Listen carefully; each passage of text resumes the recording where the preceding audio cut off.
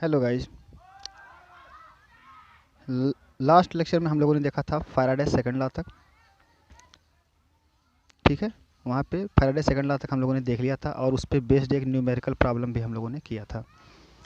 वो आपके एक्सरसाइज का ही प्रॉब्लम है। ठीक है, तो आप एक्सरसाइज के ढेर सारे प्रॉब्लम कर सकते हो। ढेर सारे क्या, सारे प्रॉब्लम आप कर सकते हो। एक तरफ से अटेम्प्ट करो आप उसे, जो ना हो रहा हो उसे आप मुझे भेजो। ठीक है, व्हाट्सएप ग्रुप पे भेजो। एक भी क्वेश्चन नहीं आता आप लोगों का, इसलिए मुझे लगता है कि जैसे आप लोगों का सब कुछ या तो आ ही रहा है या तो कुछ समझ में ही नहीं आ रहा है। तो क्वेश्चन पूछो आप, जो भी प्रॉब्लम हो रही हो या जो भी कन्फ्यूजन हो उसे पूछो आप। ठीक है, और एकदम से क्लियर रखो सारी चीज़ें, बिल्कुल एक तरफ से अच्छे से तैयार रखो इन सारी चीज़ों को। ऑनलाइन ही टेस्ट होने वाला है आप लोगों का जैसे ही ये चैप्टर, क्योंकि एक लेक्चर और लगेगा इसमें। ठीक है, एक मतलब कल नोट्स भेज दूंगा मैं, एक वो मिलने वाला है आपको, और बाकी इसके पूरे डिस्कशन वीडियो लेक्चर। बस एक लेक्चर और लगेगा इसमें, बाकी वीडियो 2-3 मिलेंगे इसमें, और ये चैप्टर आपका कंप्लीट हो जाएगा। तो 2 चैप्टर आपके कंप्लीट हो जाते हैं इस तरह से, सोल्यूशन और इलेक्ट्रोकेमिस्ट्री। ठीक है, तो इन दोनों का टेस्ट होगा आपका, दोनों का ही टेस्ट होगा, ऑनलाइन टेस्ट होगा, टाइम ड्यूरेशन दिया जाएगा और उसी बीच में आपको सोल्यूशन सबमिट करना होगा। ठीक है, तो पहले देख लेते हैं, इसे कंप्लीट तो करते हैं। तो नेक्स्ट हमने जो नेक्स्ट हेडिंग है हमारा, फैराडे सेकंड लॉ के बाद जो नेक्स्ट हेडिंग है वो है आपका प्रोडक्ट ऑफ इलेक्ट्रोलिसिस। ठीक है, तो प्रोडक्ट ऑफ इलेक्ट्रोलिसिस ये बहुत ही आसान सा टॉपिक है और इसे हम पहले से ही जानते हैं।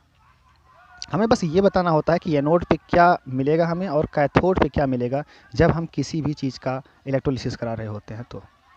ठीक है, तो एनोड और कैथोड पे हमें पता है कि एनोड पे हमेशा ही ऑक्सीडेशन होगा, चाहे वो कोई भी सेल क्यों ना हो, चाहे वो इलेक्ट्रोलाइटिक सेल हो चाहे वो गैल्वेनिक सेल हो, और कैथोड पे हमेशा ही रिडक्शन होगा। ठीक है, कोई भी सेल हो।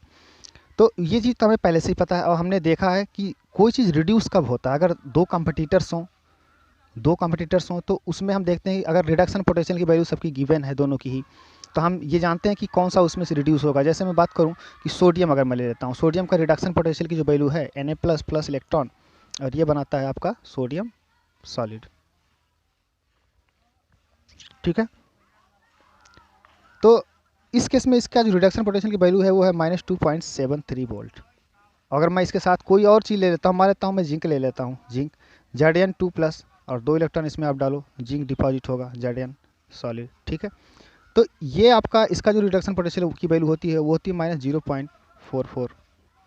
ठीक है, तो अब यहाँ पे देखो, अगर ये दोनों ही कंपटीटर्स वहाँ पे होंगे, एनोड पे ऑक्सीडेशन होता है, ये कैथोड पे रिडक्शन होता है। अगर मान लो ये कैथोड या एनोड किसी में भी जा रहे हो, तो अगर ये जा रहे हैं उस पर, तो इन दोनों में कंपटीशन होगा रिडक्शन को लेकर कि कौन सा पहले रिड्यूस होगा। और हमें पता है कि जिसका रिडक्शन पोटेंशियल की वैल्यू ज़्यादा पॉजिटिव होगा, इन दोनों में जो ज़्यादा पॉजिटिव होगा, जिसकी वैल्यू ज़्यादा पॉजिटिव होगी वही रिडक्शन शो करने वाला है आपका।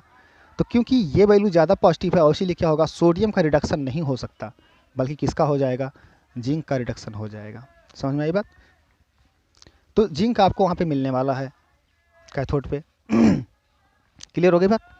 तो बस यही सारी चीज़ें यहाँ पे करना है, और कुछ एग्जाम्पल क्या, एक्सरसाइज का लास्ट क्वेश्चन जो हमारा है उसके 5 पार्ट हैं, टोटल 5 के 5 बेस्ड हैं इसी पे। हो सकता है 1-2 वेरिएशन करके पूछ लेता है कभी कभी, वो सारी चीज़ें देखेंगे। बस इतने ही क्वेश्चन को हमें देखना है, बल्कि जनरल तरीका जो है इनको फाइंड आउट करने का वो हमने सीख लिया है कि एनोड पे क्या मिलेगा और कैथोड पे क्या मिलेगा। लेकिन जो आने वाले हैं, जो हमारे सिलेबस में है, जो पूछा जाता है, वो सारी चीज़ें मैं यहाँ पे कर दे रहा हूँ। ठीक है, तो पहला हमारा है electrolysis of molten NaCl, NaF, CaCl2। चलो छोड़ो, ये देखो, ये आपका एक सॉल्ट है, ये सब के सब क्या है, सॉल्ट हैं। अगर हम सॉल्ट को मॉल्टन कर दें, मॉल्टन करने का मतलब क्या हुआ कि इन्हीं चीज़ मेल्ट कर दिया गया, इन्हें वाटर में नहीं घोला गया, बल्कि क्या कर दिया गया, मेल्ट कर दिया गया टेम्परेचर बढ़ा के। और जब ये मेल्ट हो गए तो सिर्फ और सिर्फ 2 ही चीज़ें होंगी, जो भी मेल्ट हुआ उस सोल्यूशन में 2 ही चीज़ें होंगी, एक होगा Na+ और दूसरा क्या होगा, Cl- होगा। इसमें क्या होगा, Na+ होगा और F- होगा। यानी कि कोई तीसरा चीज़ इसमें नहीं आएगा, बल्कि वही चीज़ जो मेल्ट किए हैं उसी का जो कैटायन बना वो रहेगा और जो एनायन बना वो रहेगा। तो अगर मैं मान लो NaCl को मेल्ट कर देता हूँ तो ये 2 पार्ट में ब्रेक होगा, Na+ बनाएगा और क्या बनाएगा, Cl- बनाएगा। ठीक है, अब एक इलेक्ट्रोलाइटिक सेल हमने ले लिया, इलेक्ट्रोलाइटिक सेल में यहाँ पे सोडियम क्लोराइड को जो है मेल्ट करके डाल दिया मैंने। ठीक, और ये इलेक्ट्रोड्स आप ले लिए हो, किसी इनर्ट इलेक्ट्रोड्स ले लो, जनरली प्लेटिनम का। ठीक है, और इसको कनेक्ट कर दिया हमने बैटरी से, हो गया। अब क्या होगा कि जब स्विच ऑन करोगे तो अब ये यहाँ पे रिडक्शन और ऑक्सीडेशन शुरू हो जाएगा। ठीक है, अब रिडक्शन और ऑक्सीडेशन शुरू होने का मतलब क्या हुआ, सोडियम जो है वो Na+, ये किसके पास जाएगा, ये कैथोड के पास जाएगा, नेगेटिव वाले के पास, ताकि उसे इलेक्ट्रॉन मिल जाए। तो वो उसे इलेक्ट्रॉन मिलेगा तो क्या बनाएगा वो, Na सॉलिड, यानी कि क्या हो गया, ये रिड्यूस हो गया, +1 से कहाँ पहुँच गया, 0 में, तो ये रिडक्शन हो गया इसका। और ये कहाँ पे हो रहा है, कैथोड पे, जहाँ पे उसे इलेक्ट्रॉन मिले, यानी कि वो माइनस की तरफ गया, प्लस जो है वो माइनस की तरफ गया। ठीक है, ऐसे आपका जो माइनस है इसके अंदर, दैट मीन्स Cl माइनस, वो किसकी तरफ जाएगा, वो प्लस की तरफ जाएगा, एनोड की तरफ जाएगा और ऑक्सीडाइज होगा। और अगर ऑक्सीडाइज हुआ तो क्या करेगा, ये Cl2 गैस बनाएगा और साथ में क्या करेगा, एक इलेक्ट्रॉन रिलीज करेगा। इसे बैलेंस कर लो तो यहाँ पे हाफ आ जाएगा। ठीक है, अब यहाँ पे ध्यान से देखो, प्लस इलेक्ट्रॉन,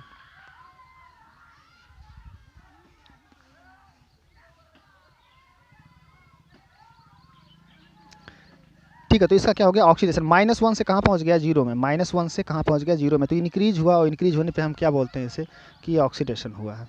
क्लियर हो गई बात।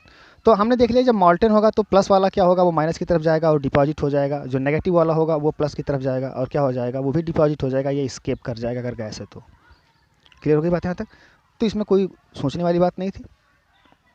तो ये रहा मॉल्टन, अगर इनमें से किसी भी चीज़ का होगा तो बिल्कुल सेम प्रोसेस होने वाला है। ठीक है, यानी कि ये सॉल्ट हैं और उनको क्या कर दिया गया है, मेल्ट कर दिया गया है और फिर उनका इलेक्ट्रोलिसिस कराया गया है, तो आप बता सकते हो आसानी से। ठीक है, दो यहाँ पे क्या होगा, दस at anode Cl2 gas will be valve and cathode Na solid metal will be deposited. ठीक है, क्लियर हो गया होगा बात। ठीक है, चलो नेक्स्ट जो है वो electrolysis of brine solution. Brine solution क्या बोलते हैं, नमक के घोल को आप क्या बोलते हो, ब्राइन सोल्यूशन। ठीक है, NaCl, एक्वस NaCl। अच्छा, अब एक्वस हो गया, पिछली बार क्या था, मॉल्टन था, अब की बार क्या हो गया, एक्वस हो गया, मतलब वाटर भी उसके अंदर आ गया। क्या बात समझ पाए आप। तो अगर वाटर भी उसके अंदर आ गया तब आगे कहानी बढ़ गई। कहानी क्या हो गई कि एक और थर्ड पार्टिसिपेंट हो गया, वो भी ऑक्सीडाइज हो सकता है या वो भी क्या हो सकता है, रिड्यूस हो सकता है। अगर उसकी रिडक्शन पोटेंशियल की वैल्यू ज़्यादा पॉजिटिव हुई तो वो रिड्यूस हो जाएगा, अगर उसके ऑक्सीडेशन पोटेंशियल की वैल्यू ज़्यादा पॉजिटिव हुई तो वो ऑक्सीडाइज हो जाएगा। बात समझ में आया, यानी कि वाटर भी अब इसमें थर्ड पार्टी की तरह इन्वॉल्व हो गया है। तो इलेक्ट्रोलिसिस ऑफ ब्राइन सोल्यूशन, तो in the solution there are Na+ होगा, बिल्कुल होगा Na+, Cl- भी होगा, H+ भी होगा, OH- भी होगा। अच्छा, ये दोनों वाटर अगर डिसोसिएट होता, हम जानते हैं कि उसकी 10⁻⁷ कंसनट्रेशन H+ का तो रहता ही रहता है न्यूट्रल में भी, क्योंकि उसका pH कितना होता है, 7, तो 10⁻⁷ कंसनट्रेशन उसका होता है हमेशा ही। तो H+ ये भी होगा, OH- भी होगा, ये दोनों होंगे। और उसके बाद क्या होने वाला है आपका, वाटर जो आयनाइज नहीं हुआ वो भी उसके अंदर रहने वाला है। तो अब ये रहे, देखो इतने सारे कंपटीटर्स हैं उसके अंदर, समझ में आई बात। तो देखो, at the cathode there is competition between the following reduction reaction. Cathode पे जहाँ पे रिडक्शन होता है वहाँ पे दो रिडक्शन पॉसिबल होगा, क्या क्या, एक तो Na+ जो है वो इलेक्ट्रॉन एक्सेप्ट करे और सोडियम मतलब सॉलिड बन जाए, और इसका जो E0 रिडक्शन है वो देखो कितना है, -2.71 वोल्ट। क्लियर हो गई बात। तो हमें पता है कि अगर ये रिड्यूस हुआ तो ये रहा रिडक्शन पोटेंशियल की वैल्यू इसकी, और H+ अगर ये रिड्यूस हुआ तो इसके रिडक्शन पोटेंशियल की वैल्यू हमें पता है कितना, 0। तो अगर इन दोनों की बात करें तो इन दोनों में कौन सा रिड्यूस होने वाला है, जिसकी वैल्यू ज़्यादा पॉजिटिव होगी, किसकी वैल्यू ज़्यादा पॉजिटिव है, ये। ठीक है, तो रिडक्शन पोटेंशियल में जिसकी वैल्यू ज़्यादा पॉजिटिव होगी वही क्या होगा, रिडक्शन शो करने वाला है। ऐसे अगर ऑक्सीडेशन पोटेंशियल यहाँ पे गिवन होता तो ऑक्सीडेशन पोटेंशियल की वैल्यू जिसकी ज़्यादा होती वही क्या होता, ऑक्सीडाइज होता। क्लियर है बात। तो इन दोनों में अगर रिडक्शन की बात करें तो ये हाइड्रोजन आपका क्या होगा, मिलने वाला है कैथोड पे। तो the reaction with higher value of E0 is preferred and therefore the reaction at the cathode during electrolysis 2H+ aqueous + 2 electron, ये क्या बनाएगा आपका, हाइड्रोजन गैस, यानी कि ऑक्सीडाइज हुआ। ठीक है, ये ऑक्सीडाइज हुआ, ऑक्सीडाइज रिड्यूस हुआ, H+1 कहाँ गया, H2 में 0 में गया, तो ये क्या हुआ, रिडक्शन हुआ इसका। वाटर को यहाँ पे देखो आयनाइज करके दिखाया गया कि अगर वाटर आयनाइज होता तो क्या बनाता, 2H+ एक्वस और क्या बनाएगा, 2OH- एक्वस बनाएगा। ये कहाँ से मिला हमें, उसकी बात हो रही है। तो ये दो मिल गए, और अगर रिडक्शन हुआ हाइड्रोजन का तो ये हाइड्रोजन गैस मिलने वाला है आपका किस पे, कैथोड पे। क्लियर है बात। अब अगर हम वाटर की बात करें तो वाटर का भी हम रिडक्शन कराते हैं, इसमें देखो H+ का नहीं कराते ना OH- का कराते हैं, क्योंकि उनका जो कंसंट्रेशन होता है वो लगभग सेम रहता है। तो हम लोग जनरली उनको, क्योंकि वो वही रिड्यूस हो रहे होते हैं, लेकिन जैसे वो रिड्यूस होते हैं आपका वाटर क्या होता है, वो आयनाइज हो जाता है। समझ पाए बात को। तो हम लोग इसको ना रिड्यूस करा के डायरेक्ट वाटर को रिड्यूस कराने के लिए इक्वेशन लिख लेते हैं यहाँ पे। तो अगर वाटर रिड्यूस हो रहा है तो देखो 2H2 वो लिक्विड, 2 इलेक्ट्रॉन इसमें डाला गया और हाइड्रोजन गैस बना +2OH- आयन बना। ठीक है, तो इसका क्या हो गया, रिडक्शन हो गया। यहाँ पे देखो रिडक्शन की अगर मैं बात करूँ, एक बार फिर से वाटर के लिए देख लेते हैं। तो वाटर का ऑक्सीजन आपका ये रहा हाइड्रोजन, ये रहा हाइड्रोजन, ठीक है। इसमें हाइड्रोजन का जो ऑक्सीडेशन स्टेट होता है कितना होता है, +1। इस हाइड्रोजन का भी कितना होगा, +1 होगा। ऑक्सीजन का कितना होता है, -2, ठीक है। तो ऑक्सीजन का -2 होता है, इन सबका +1। अगर मैं बात करूं कि ऑक्सीडाइज होना है, तो ऑक्सीडाइज होने का मतलब क्या हुआ, इंक्रीज करना है हमें। तो बताओ ये +1 में है, ये +1 में है, ये पहले से ही +1 में है, क्या ये और बढ़ सकता है, आगे जा सकता है, नहीं जा सकता, क्योंकि यही तो इसका मैक्सिमम स्टेट है, +1, ठीक है। तो ये तो ऑक्सीडाइज नहीं हो सकता। तो ऑक्सीडाइज कौन होगा, सिर्फ और सिर्फ ऑक्सीजन ऑक्सीडाइज होगा।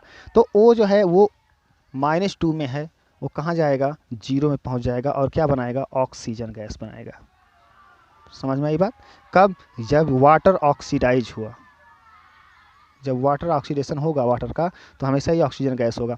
अगर मैं रिडक्शन की बात कर लूँ, इसी में रिडक्शन की, अगर ये वाटर रिड्यूस होगा तो अच्छा, रिड्यूस होने का क्या मतलब है, O2-, इस बंदे को देखो ये -2 में है, इसका जो मिनिमम स्टेट है ऑक्सीडेशन का वो -2 है, इससे ज़्यादा नीचे ये गड्ढे में नहीं जा सकता। तो ये पहले से ही अगर नीचे पड़ा हुआ है बंदा, तो इसको और कहाँ ले जा सकते हो आप, कहीं नहीं। तो इस बंदे का रिडक्शन नहीं हो सकता। तो रिडक्शन किसका होगा, रिडक्शन होगा इन सब का, जो +1 में है, क्योंकि ये 0 में जा सकता है, तो हाइड्रोजन गैस बनाएगा, H2 गैस, और ये भी क्या होगा, 0 स्टेट में है। तो ये आपका क्या हुआ, रिडक्शन हुआ। तो आप ध्यान रख सकते हो आसानी से कि अगर वाटर का ऑक्सीडेशन होगा तो ऑक्सीजन गैस मिलेगी हमें, और अगर वाटर का रिडक्शन होगा तो हाइड्रोजन गैस मिलेगी हमें, ठीक है। अब इन दोनों की अगर रिडक्शन पोटेंशियल और ऑक्सीडेशन पोटेंशियल की वैल्यू हमें पता चल जाए तो काम बन जाए, ठीक है। तो ये रहा रिडक्शन, हमने समझ लिया ना इसको, कि जब रिडक्शन होगा तो हाइड्रोजन गैस मिलेगा और 2OH- आयन यहाँ पे जनरेट हुआ। क्यों, क्योंकि देखो इस तरफ 2 इलेक्ट्रॉन ऐड करने पड़े हैं आपको, ठीक है। तो ओवरऑल कितना नेगेटिव चार्ज हो गया, 2, तो इस तरफ क्या होगा, 2 नेगेटिव इस तरफ भी होना चाहिए, इसलिए 2 OH- आएंगे। अच्छा, OH- आयन में देखो इस H का +1 होगा, इस ऑक्सीजन का -2 होगा, ठीक है। तो इसमें कोई चेंज नहीं आया, कुछ हाइड्रोजन जो थे वो ऑक्सीडाइज हो गए, ठीक है। तो इसके रिडक्शन पोटेंशियल की वैल्यू कितनी है, -0.83 वोल्ट है। तो हमें पता चल गया इसका कि अगर वाटर रिड्यूस होगा तो उसका रिडक्शन पोटेंशियल की वैल्यू क्या रही, ये रहा, -0.83 वोल्ट। और क्या हो सकता है, रिडक्शन किसका हो सकता था, और रिडक्शन हो सकता था क्लोरीन का। क्लोरीन भी तो है सोल्यूशन में, तो Cl- जो है वो रिड्यूस हो सकता है, ऑक्सीडाइज हो सकता है, सॉरी ऑक्सीडाइज हो सकता है, और ऑक्सीडाइज होकर क्या देगा वो, Cl2 गैस देगा। समझ आई बात। और क्या देगा, इलेक्ट्रॉन। अगर इसके ऑक्सीडेशन पोटेंशियल की वैल्यू देखा जाए तो कितना है, -1.36 वोल्ट है, ठीक है। तो अब बताओ, प्लस का ये है, प्लस का 1.36 वोल्ट इसके ऑक्सीडेशन की। अगर इन दोनों में देखा जाए, ये वाटर का रिडक्शन है, ये वाटर का रिडक्शन है, और ये क्या है आपका, क्लोरीन का ऑक्सीडेशन है। तो क्लोरीन का ऑक्सीडेशन पोटेंशियल की वैल्यू कितनी है, ज़्यादा है 1.36, तो क्या होगा, क्लोरीन ही क्या होगा, ऑक्सीडाइज होगा। क्यों, क्योंकि वाटर का जो ऑक्सीडेशन पोटेंशियल की वैल्यू होती है, वाटर के ऑक्सीडेशन पोटेंशियल की वैल्यू वो होती है 1.23 वोल्ट। क्या कुछ समझ में आए, अभी देख लेंगे। वाटर के जो रिडक्शन ऑक्सीडेशन पोटेंशियल की वैल्यू होती है वो होती है कितना, 1.23 वोल्ट, और इसका कितना होता है, रिडक्शन का कितना होता है, इसके रिडक्शन का, इसके ऑक्सीडेशन का कितना है, 1.36 वोल्ट। तो अगर हमें दो चीज़ें, वाटर रिड्यूस हो रहा है तो 1.23, और अगर क्लोरीन रिड्यूस हो रहा है तो कितना, 1.36। अब बताओ दोनों में रिडक्शन कौन शो करने वाला, तो आपका Cl- शो करेगा रिडक्शन, ठीक है। तो Cl- अगर रिडक्शन शो करेगा तो यहाँ पे क्या मिलेगा आपको, एनोड पे आपको क्लोरीन गैस मिलेगा, ठीक है, और कैथोड पे आपको क्या मिल रहा है, हाइड्रोजन गैस मिल रहा है। सोल्यूशन के अंदर क्या है, सोल्यूशन के अंदर Na+ बच गया है, OH- बच गया है। अब ये दोनों मिलके क्या बना लेंगे, सोडियम हाइड्रोक्साइड बना लेंगे, NaOH बना लेंगे। क्या बात समझ पाए। और इस पूरे प्रोसेस को क्लोर एल्कली प्रोसेस के नाम से जाना जाता है। क्लोर एल्कली क्यों, क्योंकि इसमें क्लोरीन गैस निकल रही होती है और साथ में एक एल्कली, मतलब सोडियम हाइड्रोक्साइड, बेस को एल्कली कहा जाता है ना, ठीक है। तो बेस बनता है एक साथ में, और इसीलिए इस प्रोसेस का नाम क्या होता है, क्लोर एल्कली प्रोसेस, ठीक है। जब भी हम ब्राइन सोल्यूशन का इलेक्ट्रोलिसिस कराते हैं तो प्रोसेस को क्या बोलते हैं, क्लोर एल्कली प्रोसेस। तो यहाँ तक हमने समझ लिया आसानी से, हम समझ गए होंगे अब कि हमें कंपेरिजन कैसे करना होता है और कैसे हमें प्रोडक्ट क्या आने वाले हैं हमारे एनोड और कैथोड पे निकालना होता है। समझ में आई बात। तो 1-2 का और कर लो, और फिर आप प्रैक्टिस करोगे, जो नहीं होगा वो मुझसे पूछोगे। क्लियर हो गई बात यहाँ तक। Electrolysis of sulphuric acid H2SO4 की बात हो रही है। During the electrolysis of sulphuric acid the following process are possible at anode. Water अगर मान लो डाइल्यूट है या वाटर इसमें मिक्स है, तो वाटर क्या होगा, ऑक्सीडाइज हो सकता है, किसमें, ऑक्सीजन गैस में, ठीक है, ये 4H+ बैलेंस करने के लिए। तो ये ऑक्सीडेशन हो सकता है उसका एनोड पे, देखो एनोड की बात हो रही है, तो एनोड पे वाटर है तो वाटर का ऑक्सीडेशन हो सकता है। और साथ में क्या हो सकता है, सल्फेट आयन का ऑक्सीडेशन हो सकता है, सल्फेट आयन का ऑक्सीडेशन हो सकता है, ठीक है। अब देखो इन दोनों ही प्रोसेस के लिए जो E0 की वैल्यू दे रखी है वो दे रखी है 1.96 वोल्ट, और इसके लिए दे रखी है 1.23 वोल्ट वाटर के लिए, रिडक्शन नहीं ऑक्सीडेशन के लिए, दोनों के लिए ऑक्सीडेशन पोटेंशियल की वैल्यू है। बताओ कौन सा ऑक्सीडेशन शो करने वाला है, ये वाला ऑक्सीडेशन शो करने वाला है, ठीक है। लेकिन यहाँ पे एक चीज़ देखा जाता है कि अगर हम डाइल्यूट सोल्यूशन लेते हैं, और अधिकतर डाइल्यूट के साथ ही हम लोग काम कर रहे होते हैं, तो अगर डाइल्यूट सोल्यूशन लेते हैं, अगर डाइल्यूट सोल्यूशन लेते हैं तो इस केस में वाटर का जो है ऑक्सीडेशन हो जाता है और ये प्रोसेस नहीं हो पाता है। लेकिन अगर हम कंसनट्रेट लेते हैं तब जाके ये वाला ऑक्सीडाइज होता है, ठीक है, ये नहीं हो पाता है कंसनट्रेटेड होने पे। ध्यान दो, अभी मैंने पिछली बार बोला था, पीछे क्या बोला था, यहीं पे देख लेते हैं कि दो कभी भी अगर सल्फेट दे रखा होगा, सल्फेट आयन है SO4 माइनस, या नाइट्रेट आयन हो NO3 माइनस, या आपका हाँ ये दो नाइट्रेट सल्फेट, एक और ले लो OH माइनस आयन, हाइड्रोक्साइड हो अगर कोई, ठीक है। इन तीनों में अगर हम लोग इन तीनों में हम इन लोगों का ऑक्सीडेशन करा रहे हों और इसके साथ में वाटर प्रेजेंट हो, तो हम हमेशा ही वाटर को लेके चलते हैं, इन तीनों को नहीं लेके चलते हैं कंसनट्रेटेड डाइल्यूट के केस में। हमेशा ही क्या लेके चलोगे, वाटर को लेके चलोगे। क्लियर है बात, चाहे कम हो चाहे ज़्यादा हो इसके ऑक्सीडेशन पोटेंशियल की वैल्यू, फिर भी हम इन तीनों को लेकर नहीं चलेंगे क्योंकि ये बहुत ही स्टेबल होते हैं और ये ऑक्सीडाइज नहीं होना चाहते। समझ में आई बात, इन तीनों के लिए ध्यान रखना। तो आसान रहेगा आपको चुनने के लिए कि अगर कोई कॉपर सल्फेट दे दिया गया तो सल्फेट भूल जाओ, वाटर का कर दो, कॉपर का कर दो, हो गया काम अपना। समझ पाए ना बात को। जिंक सल्फेट दे दिया गया ऐसे ही, तो सल्फेट का छोड़ दो, जिंक का कर दो और वाटर का कर दो, काम हो जाएगा अपना। तो इस तरह से होता है इसमें, तो वही सारी बातें यहाँ पे मिल जाएंगी आपको, ठीक है। कि सल्फेट आयन का ये रहा। अब यहाँ पे for dilute sulphuric acid H2SO4 oxidise at anode and for concentrated sulphuric acid sulphate ion is oxidise at cathode, ठीक है। तो हाइड्रोजन गैस मिलेगी और क्या मिलेगा आपको,